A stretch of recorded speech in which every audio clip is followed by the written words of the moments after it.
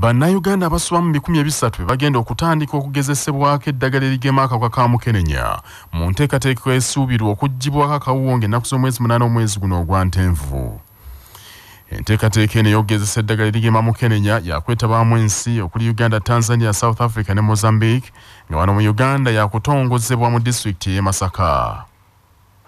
Omukungu okuva mu kitongole ekiwomya omutwe mu nteekateeka eno wano mu Uganda ki Medical Research Council era nga yakulira ekitongole ekinoonyereza ku buwuka obuleeta endwadde eki Uganda Virus Research Institute, Professor Pontiano Kalebu abadde mu nsisinkano n'abasunsuzi b'amawulire okuva mu bitongole ebyenjawulo wano mu Kampala olutegekeddwa ekibiina ki Health Journalists Uganda n'agamba nti mu kiseera kino ekya COVID-19 enteekateeka ez'okulwanyisa siriimu n'endwadde endala nnyingi zibadde zikonzibye kwe kusaba abantu okuwagira entegeka eyo ey'okugema mukenenya. Agambye nti enteekateeka eno ey'okugezesa eddagala erigema akawuka ka siriimu yakutambulizibwamu n'ey'okugezesa erigema COVID-19 kyokka balina essuubi nti erigema COVID-19 lyakugenda mangu ku katale okusinga erigema siriimu. Okugezesa e Masaka okola trial eno efficacy trial okugezesa kwe bayita PrEP-Vac n'okugezesa vaccine mu phase 3 so yejja okuba first HIV oba okugezesa okusoosa okudisturb ebintu bingi ebigenda mu maaso mu HIV naye ne mu COVID nga bamumanyi nabyo tubibasanyusa vaccine eyejja kitweraliikiriza vaccine zino ezimu zeetaaga fridge ezinnyogoze nnyo ate ezitaliiwo. So kirungi naffe twetabenga mu bintu bino tuleme kulinda bulinzi kituufu tulina okwegendereza tetulina kukkiriza buli kimu kijja naye batwesige nti ekyo tukikolako okulaba nti abantu baffe tebakosebwa naye ate nga baganyirwa mu sayansi. Okusinziira ku binoonyerezeddwako ekitongole ky'ensi yonna eky'ebyobulamu World Health Organization, abantu 3 ku buli 100 basuubira okuba nga bagemeddwa COVID-19 mu bbanga ery'emyezi 3 egisooka mu mwaka ogujja 2021 ate bwe gunaggweerako ng'abantu 20 ku buli 100 banaabagemeddwa ng'okusinga batunulidde nnyo abakozi mu malwaliro n'abakadde. Professor Dr. Pontiano Kalebu afalaside bannayuganda okwongera okwerinda obulwadde bwa COVID-19 kubanga eddagala erigema ne bwe linaaba lituuse wano mu Uganda kijja kutwala ebbanga ddeneko okutuuka ku buli muntu. Menya amateeka okuwa ebiragiro ebiyinza okuleetera okutulugunya abantu nga munnamateeka Jeremiah Keyamwanje bw'annyonnyola. Okusinziira ku tteeka erikugira okutulugunya ery'omwaka gw'2012 omuntu yenna abeera nga mukama w'omuntu gamba nga mu bitongole bikuumaddembe avunaanyizibwa ku lw'ebikolwa by'abantu abamuli wansi eby'okutulugunya bw'abanga yabimanyaako naye n'atabaako kyakolawo oba nga yawa ekiragiro ekitaategeerwa bulungi ne kivaamu okutulugunya abantu oba nga bwe yawulira nti abantu abali wansi we batulugunya omuntu naye n'atagezaako kubuuliriza bakugezaako kumanya oba kyakolebwa oba tekyakolebwa. President Yoweri Museveni alabudde bannayuganda okwewala bannabyabufuzi abatambula n'enkumuliitu y'abantu agambye nti babulabe nnyo era bebasinze okusaasaanya obulwadde bwa COVID-19. Bino muna NRM Museveni abyogeredde mu Bwakyabazinga bwa Busoga gy'asibye ng'ayigga akalulu mu disitulikiti y'e Namutumba, Kaliro, Mayuge ne Bugweri gattako Namayingo ne Iganga n'alabula nti ekiseera ekyokunoonya akalulu tekisaanye kusaanyaawo bannayuganda. We have not lost so many people like other countries. Even when we are not, our people are not observing like I was seeing in the town when I was coming, they were not bothered to, they were mixing. But with the campaigns, one reason could be that if there is no local infection in the area, then even if they gather, they will not be infected because nobody is sick. But the campaigns, these careless people, bring people from other places now. So you may find that while you did not have a local infection, now these careless people now bring people from other places and introduce them to you here. I don't bring any political person from anywhere. I am alone. I'm just alone with my daughter here. These security people have been all living in a quarantine. That's why I don't stand to wave. It's not that I don't want to wave, but I know what I'm doing. Abasoga mu bitundu ebyo bamusabye abazimbira ekyuma ekikola sukaali olwo nno abalimi b'ebikajjo mu Busoga bafune banaatundanga emmaali yaabwe kubanga amakolero agaliwo ensangi zino gabalivula ebikajjo gabigula ku layisi. Minisita omubeezi w'eby'ettaka Pacis Namuganza ku lwasabye Pulezidenti Ajuna Abasoga abayambako gavumenti ye mu kulwanyisa omuyekera Alice Lakwena yalwanira olutalo mu bitundu ebyo abaliyire n'ekirala Busoga eweebwa yunivasite yaayo.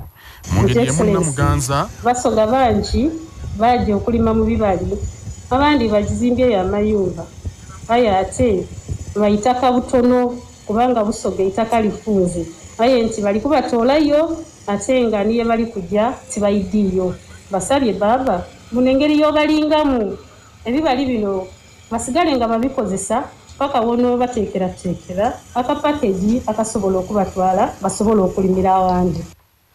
Ate yo mukulembeze w'ekibiina kya NUP Robert Kyagulanyi Ssentamu olwaleero asibye atalaga ebitundu bya Bugisu mu disitulikiti y'Ekibukuma n'afa ne Budaka n'asuubiza abeeyo nti bwe banaamussaamu obwesige ne bamulonda ajja kusibusa buto ekirime ky'emmwanyi.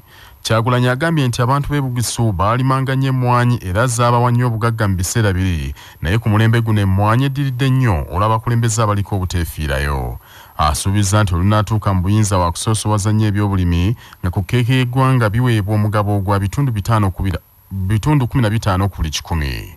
Nze nakula nga mmanyi nti n'embaale abaana b'Abagisu be basinga okulima emmwanyi mu Uganda era nakula nga mmanyi nti emmwanyi zaffe zaali namba 2 ku za Brazil mu nsi yonna yakuba okulaba nga zikooperative zonna ziggwawo. Kambabuuze Bugisu Cooperative Unit ekyali y'amaanyi nga bwe yabeeranga emmwanyi yemmwe musala w'ebbeeyi abalimi oba abazigula basala w'ebbeeyi. Saawa zino twandibagidde bagagga nnyo nkugambye ewaffe gye nva si be basinga okulima emmwanyi fena twasomera ku mmwanyi. Kyagulanyi yeekokodde nnyo enguudo embi eziri e Bugisu ne yeebuuza ezo gavumenti ya NRM zebadde ewanirako nti ze ziruwa kwe kukikkaatiriza nti poliisi okumuyiseeyo mu buwunjuwunju kimuyambye nnyo okulaba ekiri mu bitundu ebyo kubanga enguudo zonna zijjudde aganya zikirako ennyanga za Walumbe Ttanda. Robert Kyagulanyi olunaku olw'enkya wakubiraanika engatto yeeyongereyo mu disitulikiti ey'e Buduuda, Kapchorwa ne Bokwo. Ye omusumba Fred Mwesigye agaaniddwa okwogerako eri abalonzi mu kibuga Jinja kyokka n'ategeeza bannamawulire nti singa bannayuganda banaamukwasa entebe basuubire birungi matabuta. Mwesigye agambye nti ye nga bw'ali omuntu wa Katonda bannayuganda waakubaweereza mu bwesimbu n'amazima. Londa bw'oba oyagala Katonda akyuse eggwanga lyaffe kitegeeza wa Katonda abantu abamutya abagenda okuwuliriza endowooza ya Katonda eri Uganda. Banga dene tulimaze nga tugoberera kye tuyita the mind of man, and the mind of man has not done us that much good, but the mind of God oba kye tuyita endowooza ya Katonda ejja kuyamba Uganda okugenda mu maaso nga tulina abakulembeze abatya Katonda. Ate akwatidde ekibiina ky'FDC bendera ku kifo ky'obwa Pulezidenti Engineer Patrick Amyati Oboy abadde Mwankole era abeeyi abasuubizza okuzzaawo banka yaabwe ey'obwegassi yayitibwanga Abanyankole kweteerana amangu ddala nga yakatuula mu ntebe. Omusasi waffe Ssendegeya Byayi ayise naye. Patrick Oboy Amuriat era atuuseeko mu disitulikiti 2 okuli disitulikiti y'e Sheema ne Mitooma era ng'atuuse mu bitundu ebiwerako okuli ekitundu ky'Itendero, Kabwohe, Kitagata, Mutala Town ne Kabera Town Council ng'enaze abawa obubaka obategeeza nti singa batuuse mu bukulembeze mu kisanja ekijja ekya 2021 tagenda kukyusa ekitundu kino. Ono agambye nti waliwo endowooza mu bannayuganda nti buli muntu okuva Mwankole mugagga nnyo naye si kituufu n'akatono. N'agamba abeekoleddeko mu kitundu ekyankola balinawo ke balina bakajje mu ntuyo zaabwe.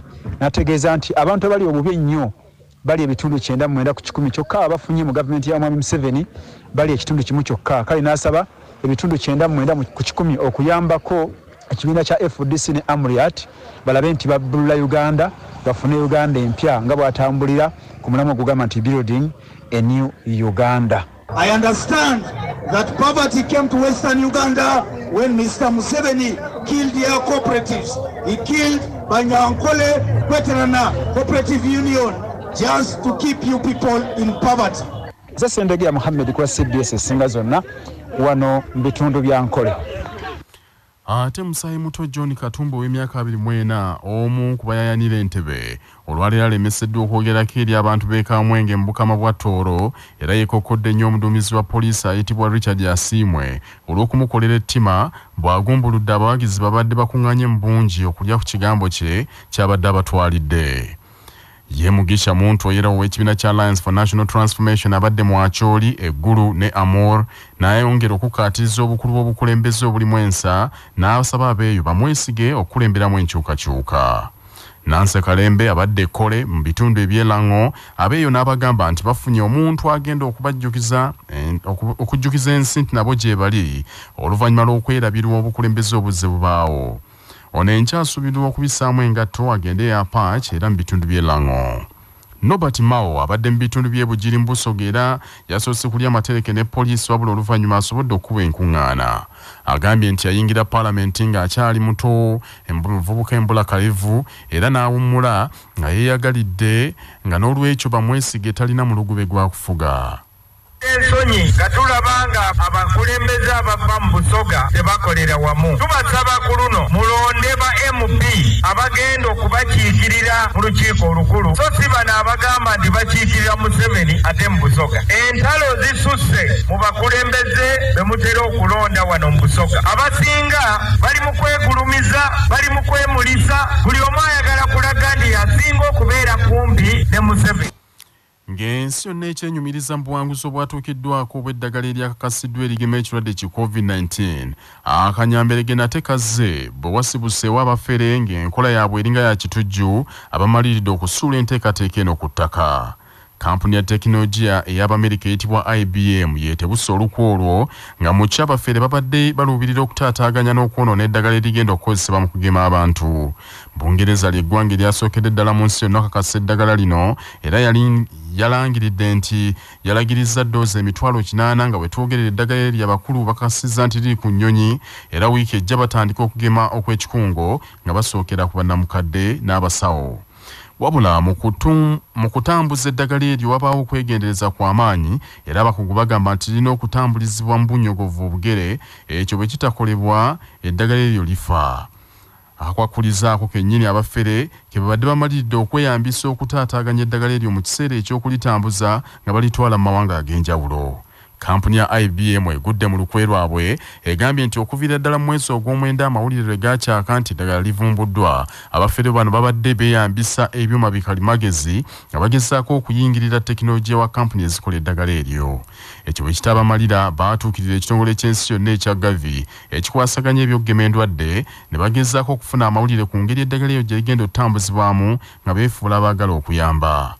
Aba IBM bakakasizza nti olukwe lwonna baaluguddemu era ne balabula amawanga gonna ge babadde basudde mu katego kano ne babagulizaako n'ebitongole by'ensi yonna ebikuumaddembe.